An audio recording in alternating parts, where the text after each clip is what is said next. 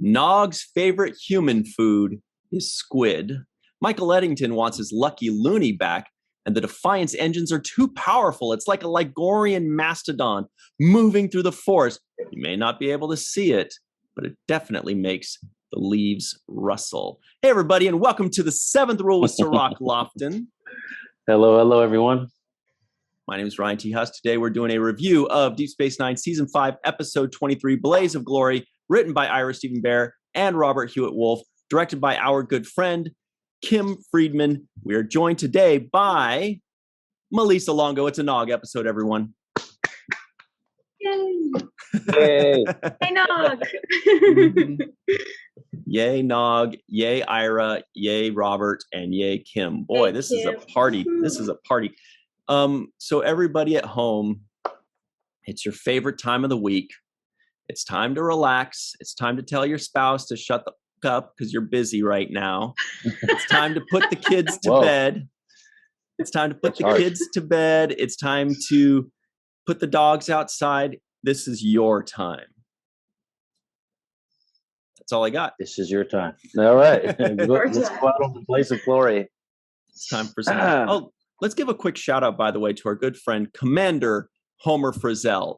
He had some difficulties with the family, some tragedy recently, and we want to give him a big shout out. One of our favorite humans in the world, one of our very first supporters on the round table, I think possibly our very first round tabler, he and John Tufarella, one of our first associate producers. He's been with us through thick and thin since the very beginning. Lots of love to Homer Freezy out somewhere in New Yeezy. New Yeezy. Nice. Yeah. Much love to Homer. Definitely. We're always wish him the best. He's a wonderful person. Right. He's got a good wife, Melissa, too, right? Yeah, He's got a good wife. right. Yeah. Great. Shout out to her. Yes.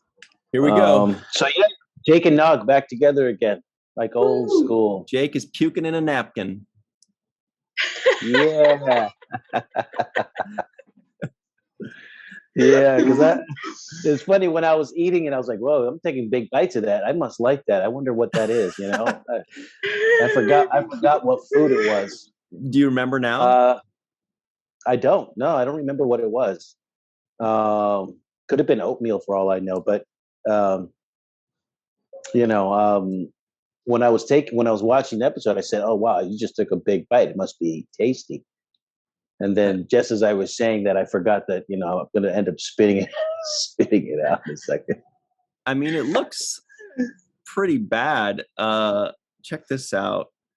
I was looking at it earlier and I was like, what is going on there, man?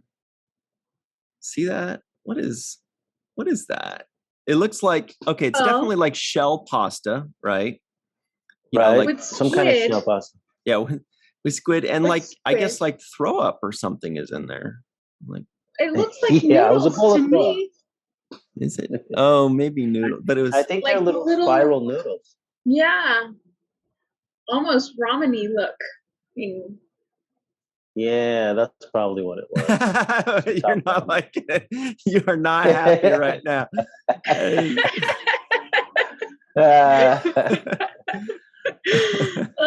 that was priceless. Yeah, and Crumbs. it's, Ew! that's one thing that Jake and I both share in common is that we don't like experimenting with food that we think is disgusting just by the name of it, right? Mm. So I do have that in common. I'm the guy who's like, nah, I don't want to try that. They're like, just take a bite. Nope, thank you. Yep. Yeah, I'm not a huge experimenter either nowadays, but Well, Nog yeah, is I've so tried happy. many things. look at that face. That's amazing. Yeah. He is in seventh heaven. Everybody that's listening in right now is like, what are they laughing at? We're just seeing a picture of Aron taking a bite of his tube grubs, and it looks hilarious. He's making a great face. With his beautiful nails. Anyway, what a great way to open an episode. It was like the good old days. Remember how back in the day, there would always be like, the episode would always open up with Jake and Nog talking, or Jake, and Captain Sisko. You know, there'd always be like that little slice of life, that little home feel. And then they kind of went away from it for a while. So it's great to have those openers that are always so fun and endearing. Yeah. I was gonna say, I felt like that this episode kind of had that smattering of day-to-day life on Deep Space Nine throughout the episode, and it was nice to open with that day-to-day life. Now, there's some nerds at home right now saying that's a Next Generation episode, Data's Day. It's a very good episode. It's called Data's Day. Check it out. Data's Day. Yeah. On my Data's Day. But yeah, and what I thought was pretty interesting is that they started the episode with Sisko cooking and preparing this meal for Jake and Nog. And later on in the episode, when Eddington and Sisko are having this kind of discussion at some point, he brings up the fact that you remember when you cooked that Thanksgiving dinner. So they referred back to this kind of day-to-day, stuff that is not necessarily Starfleet related, but just about human relationships and sitting down and having a meal together. And so the significance of that is really heavily accentuated in this episode. Just two people getting and having dinner together. Mm-hmm. Right. Yeah. Right. And actually, right, there was a second reference to the cooking when Eddington told Sisko, you put too much tarragon in the something or other. That was the same conversation. That was right. Yeah. Talking about Thanksgiving. You put too much tarragon in the stuffing. Stuffing, right. That's what it was, in the stuffing. Yeah. And then he was complaining about the replicators and all that. That was a fun time. Replicated entree number 103. Exactly. I was like, is that like a rule of acquisition? But I was like, they're never going to name another one ever again. There's just going to be the one. And we're never going to hear another one after that. So why bother writing that down? That's funny because it actually, when he said that, reminded me of a Lower Deck type of thing to do. To like memorize all the replicator entree numbers, Yeah, I was just thinking that. I was like, maybe they'll do that on Lower Decks. Name another entree. You're right. Entree number 104. Yeah, 103, and then that a little it's nugget pesto. Exactly. Hey, save it for the Lower Decks reviews, you guys. No spoilers. They rub off on us. They're really good. They're really good at rubbing off on us. Yeah. But no, the other thing that I like too is the camaraderie between Jake and Nog. There was like moments there where Jake's kind of ribbing him about his, he's like, God, I got to listen to this guy complain about this all the time. And that's all he does is talk to me about how he's not getting respect from these Klingons. So that was one aspect that I liked. And then I also like when he kind of rubbed it in. He's like, or you get your butt kicked, Yes. I love the way they tease each other. In the beginning, it's Jake razzing Nog about, always going on and on and on about the Klingons. And I can see Aron doing that, going on and on and on about the Klingons. If it was Aron. And then it turns around and Jake, Nog is razzing Jake about the girl in his room and never getting past talking. Oh man. Yeah, that was never get past talking. Boy, oh boy, them's fighting words. Nog's raising up the temperature right there, isn't he? He's so real. Like that relationship between them is so wonderfully real. And that's kind of how we would go back and forth in just, in our own real life relationship. Just those little razzes back and forth. And it was always out of the, the kindness and goodness of it was always in the best interest. It wasn't meant to cut each other down. It was just like, come on, man, you can't fool me. I know you, you like this, you're like this, you don't like, you don't go past first base. You're like this. You wake up early, you snore. So it's like, it's kind of a reminder of how good and how close they are together. It was funny because Jake should have been like, "How do you know? Like, what are you watching me when I'm in my room?" He's got the ears; he can listen in. Yes, he does have the ears. Yeah, he's over there shaking his head like, "Poor Jake." He's probably putting the pillow over his ears and like, will they never shut up? Because it's probably hear you talking. Yeah, I can imagine that too. And then his early morning workouts, that's nice. Oh yeah. Right. Right, and then. But I was going to say, and then we also get a little bit more of Nog dealing with Martok and the Klingons, and kind of his storyline that goes into his career side of his story. Meanwhile, Jake is there still the whole time, kind of encouraging him, kind of razzing him, like in the picture behind Melissa, where Nog falls over, but Jake is still there, Right. cheering him on or razzing him or saying, "What are you going to do?" But they're hanging out together. I don't know if Nog's allowed to hang out with his friends on the job, but whatever, that's what he's doing. And then when he goes up on the promenade, that was another great time, and Jake is there still. So it was cool that they could have left the Jake and Nog stuff at the Sisko's quarters or in the hallways, and then let that be it. And then, Nog is talking with Odo instead of Jake, with the Klingons. But it was really cool that they extended that beyond just the home life and into the Klingon storyline. I was really happy to see that because, that's what people wanted to see, honestly. Like, we don't really need to see Nog telling Odo, "Boy, I need to get those Klingons." We'd rather see him talking with his friend Jake about it. Well, that makes more sense. It makes more sense that he would confide in Jake than Odo. Yeah. And because there's a different way that Nog interacts with like the higher ranking officers and whatnot. He talks to them in the respect that you would have in the military. So he doesn't really openly vent and feel comfortable to say whatever's on his mind to people like Odo, or Chief O'Brien. He's going to be like, "Sir, we need to do it like this," But when Chief O'Brien wasn't looking, like we saw in a few episodes back, when he wasn't looking and he had his head underneath the panel, he was Nog was like, "Ah!" That was Worf. Yeah, that was Worf, right? And yeah. he's like, "Ah, you're annoying me. I just want to joke you." So he obviously doesn't say everything that's on his mind around, certain personnel, right? But when he's around his buddy Jake, he's like, "These guys are pissing me off. I'm going to get my revenge."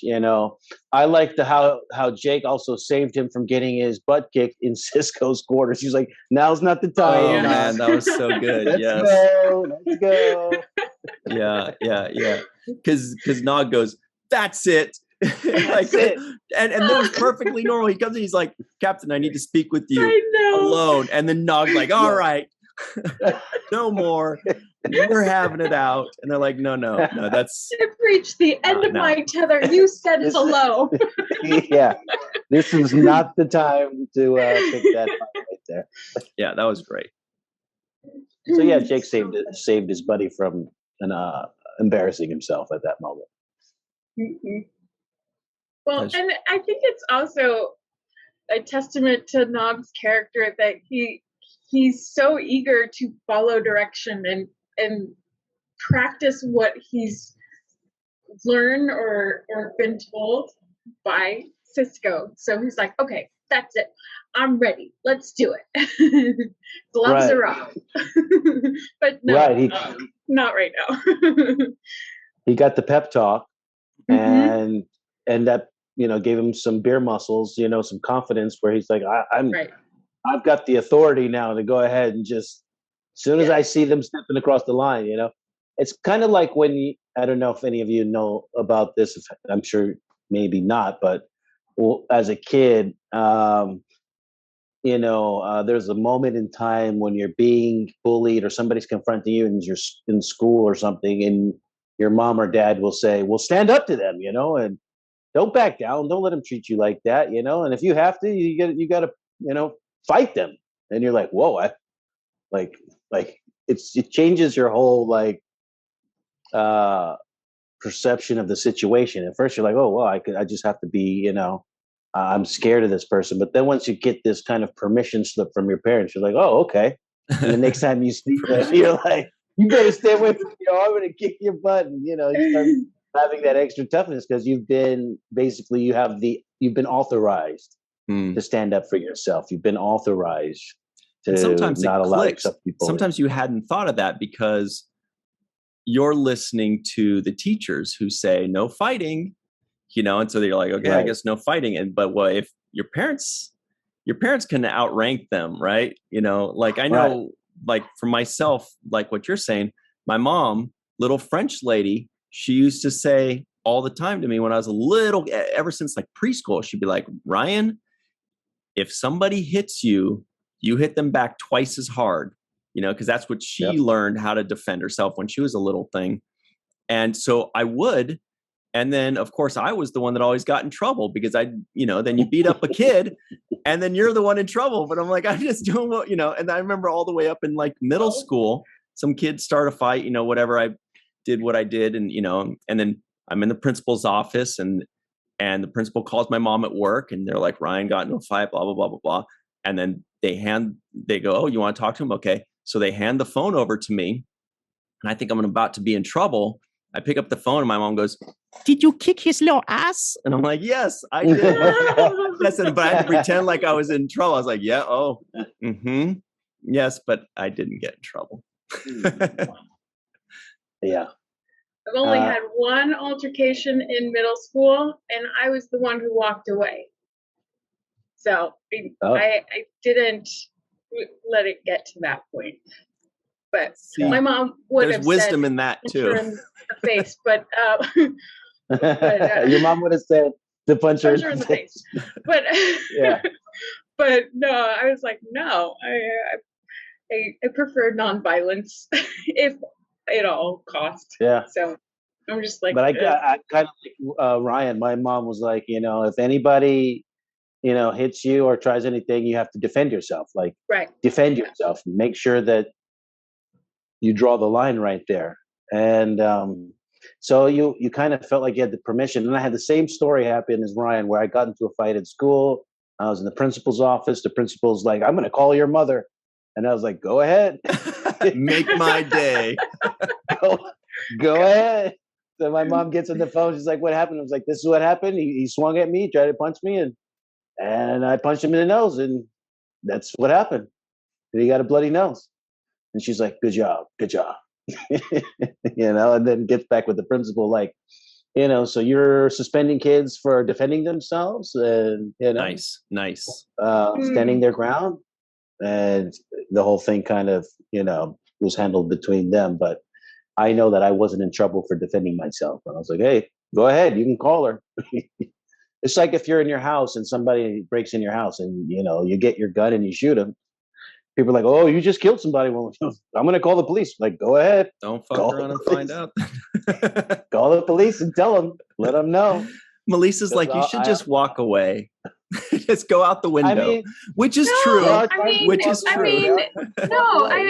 think there's so many problems that could have been solved without having to dive into our baser instincts.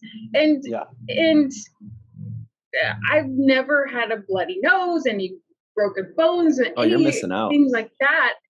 Well, I don't feel like I am. I'm happy to have not had those experiences. But it was a moment in the choir room and in middle school, and somebody was getting in my face about something, and I was like, you know what? This isn't worth all of the trouble that you're making it into be. So I'm just going to leave. And I did. And it ended there. And just to bring that and tie that back into this episode, I feel like it was like Nog, in trying to stand up for himself and not be pushed over and being bullied, he he's almost looking to initiate that kind of a thing, right? He's like, if I could, I want to fight somebody to just so I can prove to them that, you've crossed the line. And so he's looking for things that are not necessarily directed at him, right? Like the decibel level in the bar, it's like 5 decibels above disturbing the peace, those kinds of things are kind of like looking to pick something. And that's why I think it was a natural instinct for Jake to try to push him back and be like, I don't know if you should be doing that, not now. There will be a time. And even when Nog's like, they're sitting in our spot in the promenade. Oh, that was the one that really, he's like, they're doing it just to, oh boy. They know that that's my spot. They know, Yeah. Loved it. That was great. And I think it stems from a place of constantly being overlooked and constantly being brushed aside. Oh, it's just Nog. He's just the Ferengi. He's, and Aron had that experiences in his own life, underestimated all the time. I can relate to that too, being underestimated and overlooked all the time for one reason or another. And his reason for picking his battle, so to speak, is so that he does get that acknowledgement. He's looking for a way to stop being the one who's constantly overlooked and going, oh, it's just Nog, or it's just that Ferengi. So I think he does it in Nog's way, of course, but in a good way that does earn him the respect that he's looking for. And he just wants to be acknowledged, as we all do. Excellent points. And that's Sisko that kind of gave him that permission, because that was something that was festering in him for a while. And Sisko kind of just basically gives him the feeling of like, well, do something about it. You're allowed, you can do it. And so at that point, Nog's just looking for any excuse. At this point, he's like, all right. Right. I mean, we've all kind of been there where you're just playing things out in your head and you're like, just give me the excuse, man. Just give what'd you say? No, I just said hello. Oh, okay. Well, what are you looking at? Looking at like, I'm just looking like, we're like ready to pounce. You looking at me? I'm like, no, I'm just, I'm at a restaurant. It looks like you're looking at me.